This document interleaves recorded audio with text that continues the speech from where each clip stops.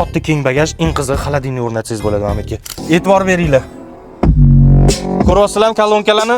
Bu kolonkalar vazifasi ham ovoz beradi, ham bas funksiyasini bajarar ekan, qarang. Juda ham chiroyli.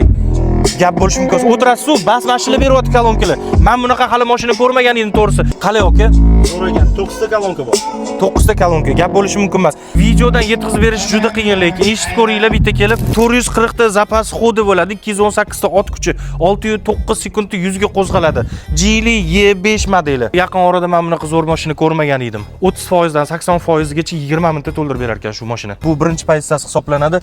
Salonni kojani qilib ishlangan, monitorlari bor, multirullari ham juda ham chiroyli, shaybali, mana qarang, konditsioner, nima funksiyalar bo'lsa, mana shaybadan boshqarasiz. Ikkigan skorost richakda, panorama lyuk yo'q, birinchi pozitsiya bo'lgani uchun faqat shopper reslinasida elektr ekan, qolganlari qo'lda ruchkali bo'ladi. Orqasini ko'ramiz. Orqalari ham juda ham keng, o'tirgan odam maza qilib o'tiradi, tiqilib qolmaydi.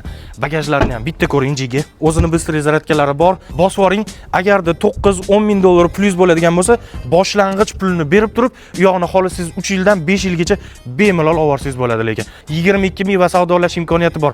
Bunaqa mashinalar faqat Port Avtoda bo'ladi, shuning uchun obuna bo'lib, bizani kuzatib boringlar. Chotki mashinalarni sizlarga qo'yib beraman. Telegram kanaliga ham obuna bo'lib olishingizdan chiqmasin. Sog' bo'linglar.